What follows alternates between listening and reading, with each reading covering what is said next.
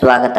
ವೀಕ್ಷಕರೇ, ನೀವು ಯಾವುದಾದ್ರೂ ಒಂದು ಸ್ತ್ರೀಯನ್ನು ಅಥವಾ ಪುರುಷನನ್ನು ವಶೀಕರಣವನ್ನು ಮಾಡ್ಕೋಬೇಕು, ಅಥವಾ ನೀವು ಜೀವನದಲ್ಲಿ ನೀವು ಇಷ್ಟಪಟ್ಟಂಥ ಹುಡುಗಿ ನಿಮ್ಮವರಾಗಬೇಕು, ಹುಡುಗ ನನ್ನವನಾಗಬೇಕು, ಅಥವಾ ನನ್ನ ಪತಿ ನನ್ನ ಮಾತು ಕೇಳ್ತಾ ಇಲ್ಲ, ನನ್ನ ಹೆಂಡತಿ ಯಾರಾದರೂ ಆಗಿರಲಿ, ಅವರು ನೀವು ಹೇಳ್ದಂಗೆ ಕೇಳಬೇಕು.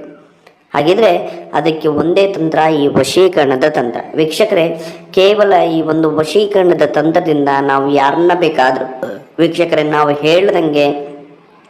ಕೇಳ್ದಂಗೆ ಇರೋ ರೀತಿ ಮಾಡ್ಬೋದು. ಅದಕ್ಕೆ ಏನು ಮಾಡಬೇಕು ಇವತ್ತು ಈ ಒಂದು ವಿಡಿಯೋದಲ್ಲಿ ನಾನು ತಿಳಿಸ್ತೇನೆ. ಬಹಳ ಸೂಕ್ಷ್ಮವಾಗಿ ಕೇಳಿ ವೀಕ್ಷಕರೇ. ನೀವು ಯಾರನ್ನಾದ್ರೂ ವಶೀಕರಣವನ್ನು ಮಾಡ್ಕೋಬೇಕು ಅಂದರೆ ಕೇವಲ ಒಂದೇ ಒಂದು ಲವಂಗ ಸಾಕು. ಆ ಒಂದು ಲವಂಗ ಮತ್ತು ನಾನು ಹೇಳುವಂಥ ಈ ಒಂದು ಸಿದ್ಧಿ ಮಂತ್ರದಿಂದ ನೀವು ಕ್ಷಣಾರ್ಧದಲ್ಲೇ ಅವ್ರನ್ನ ವಶೀಕರಣವನ್ನು ಮಾಡ್ಕೋಬೋದು. ಹಾಗಿದ್ರೆ ಏನು ಮಾಡಬೇಕು? ಒಂದು ಪೇಪರ್ ತಗೊಳ್ಳಿ, ಶುದ್ಧವಾದಂಥ ಬಿಳಿ ಹಾಳೆ ತಗೊಳ್ಳಿ. ಆ ಬಿಳಿ ಹಾಳೆ ಮೇಲೆ ನಾನು ಹೇಳುವಂಥ ಈ ಮಂತ್ರವನ್ನು ಬರೀರಿ.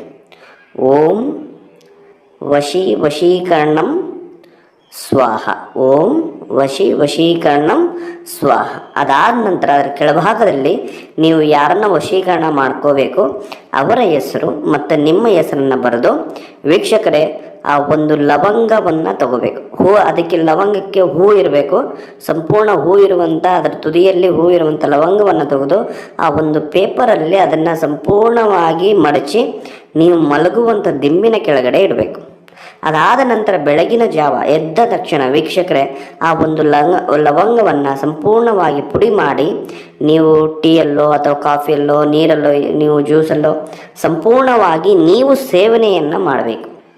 ಸೇವನೆಯನ್ನು ಮಾಡಿ ವೀಕ್ಷಕರೇ ನೋಡಿ ನಿಮಗೆ ಮುಂದೆ ಯಾವ ರೀತಿಯಲ್ಲಿ ಅವ್ರ ಕಡೆಯಿಂದ ನಿಮಗೆ ರೆಸ್ಪಾನ್ಸ್ ಬರ್ತದೆ, ಯಾವ ಕಡೆಯಿಂದ ಅವರು ಆಕರ್ಷಣೆ ಆಗುತ್ತೆ ಅನ್ನೋದು ನಿಮಗೆ ಗೊತ್ತಾಗ್ತದೆ. ಕ್ಷಣಾರ್ಧದಲ್ಲಿ ಅವರು ನಿಮಗೆ ವಶೀಕರಣ ಆಗ್ತಾರೆ. ಬಹಳ ಸುಲಭವಾದಂಥ ಒಂದು ವಶೀಕರಣದ ತಂತ್ರ ವೀಕ್ಷಕರೇ. ಆದರೆ ಮಾಡುವಾಗ ಸೂಕ್ಷ್ಮವಾಗಿ ಶ್ರದ್ಧೆ ನಿಷ್ಠೆಯಿಂದ ಮಾಡಬೇಕು. ಆವಾಗಲೇ ಇದು ತಂತ್ರಗಳು ಫಲ ಕೊಡೋದು ಅಂತ ಹೇಳ್ತಾ ನಮಸ್ಕಾರ, ಧನ್ಯವಾದಗಳು.